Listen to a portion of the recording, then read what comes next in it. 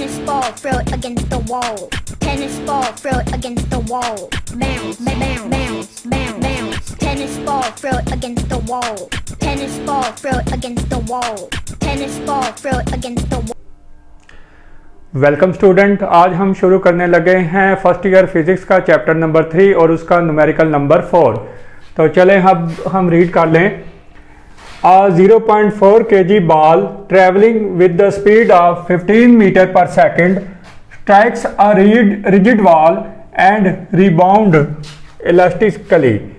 If the ball is in contact with the wall for 0.045 second, what is A part है the momentum imparted to the wall and number B है the average force exerted on the wall। तो इसमें ये बयान किया जा रहा है कि ये आप कंसिडर करें कि एक वॉल है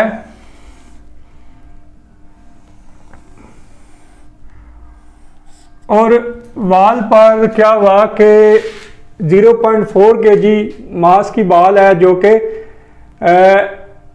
15 मीटर पर सेकंड के हिसाब से वो स्ट्राइक किया उसने।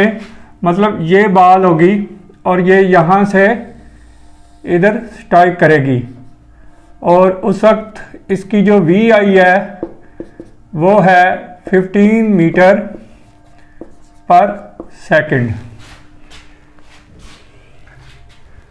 और ये जो बॉल है वो कांटेक्ट जो वॉल के साथ है उसका 0.045 सेकंड है और ये इलास्टिसिटी है। तो ये जो है इसका टाइम जो है डेल्टा टी वो आया 0.045 सेकंड।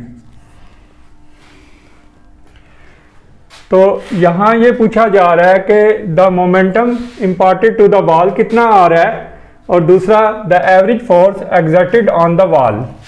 तो चले पहले हम गिवन डाटा लिख लेते हैं।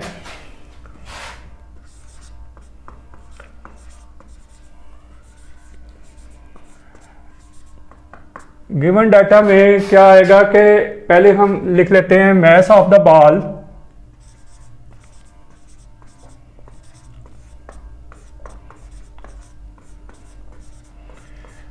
वो m से है जो कि 0.4 kg है।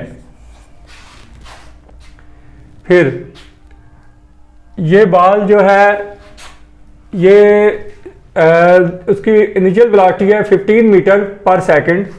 तो यहाँ हम लिख लेंगे वी आई 15 मीटर पर सेकंड।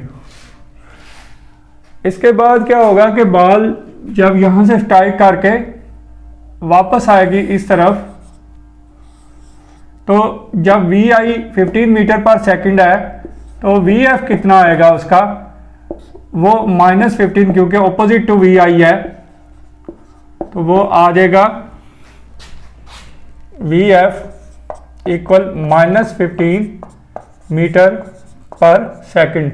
क्योंकि बॉल जो वॉल है वो रिजिड है और वो स्ट्राइक करेगी जब, तो वो इलास्टिकली उसी तरह ही जब वापस आएगी तो वो अगर वी आई 15 मीटर पर सेकंड है तो वी एफ जो है वो -15 मीटर पर सेकंड आएगी। अब हम क्या करते हैं कि उस दौरान जो डेल्टा टी की वैल्यू आई थी जो कि हमने यहाँ लिखनी है वो है 0.045 सेकंड।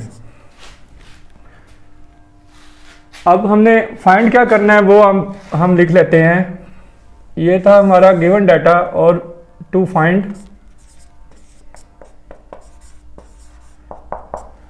हमने ये करना है कि the momentum imparted to the wall. A part इसका द मोमेंटम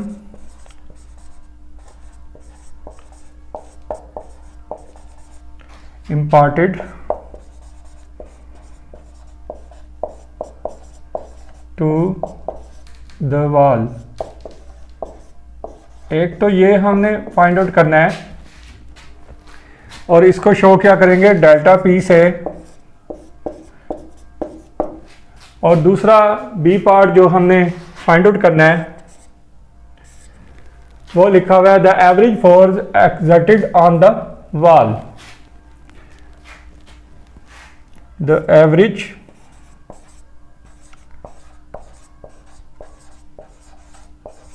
फोर्स exerted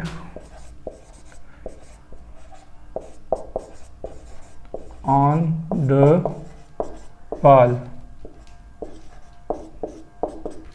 और उसको हम लिखते हैं F एवरेज, और ये भी हमने फाइंड आउट करनी है। तो चले अब हम कैलकुलेशन स्टार्ट करते हैं।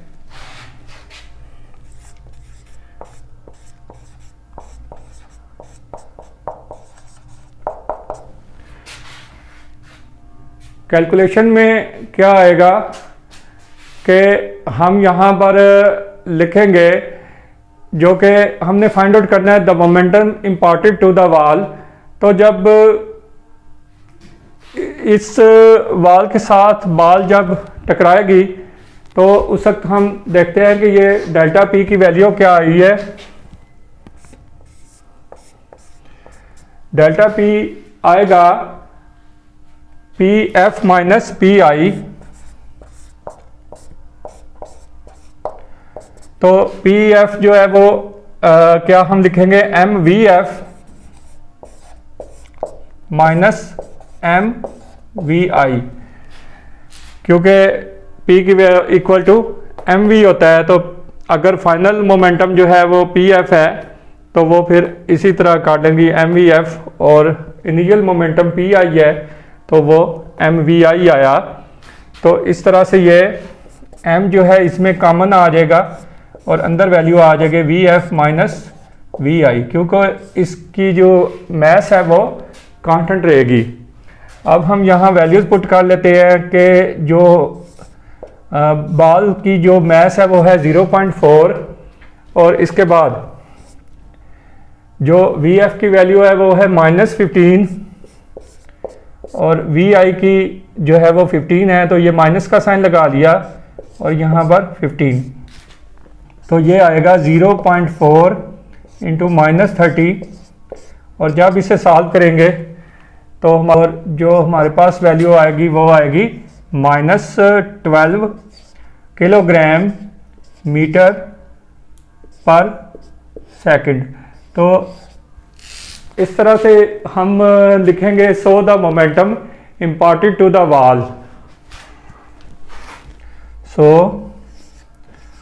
The momentum imparted to the wall।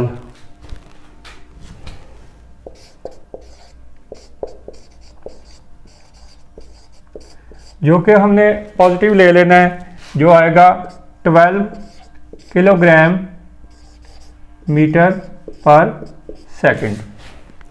तो इस तरह से हमने पार्ट ए जो है वो कंप्लीट कर लिया। तो अब हम स्टार्ट करते हैं पार्ट बी। तो पार्ट बी जो है वो वेरी सिंपल होगा। पार्ट बी में हमने फाइंड आउट करना है the average force exerted on the wall, जो कि एफ एवरेज है। एफ एवरेज तो वो आपको मालूम होगा कि उसकी वैल्यू होती है delta P over delta T. Delta P जो है वो हमने फाइंड आउट की, जो कि है 12 किलोग्राम मीटर पर सेकंड। तो यहाँ हम वैल्यू लिख लेंगे 12, और डेल्टा टी जो है वो गिवन है 0.045, और जब हम 12 से 0.045 को डिवाइड करेंगे तो हमारे पास आंसर आएगा -266.7 न्यूटन।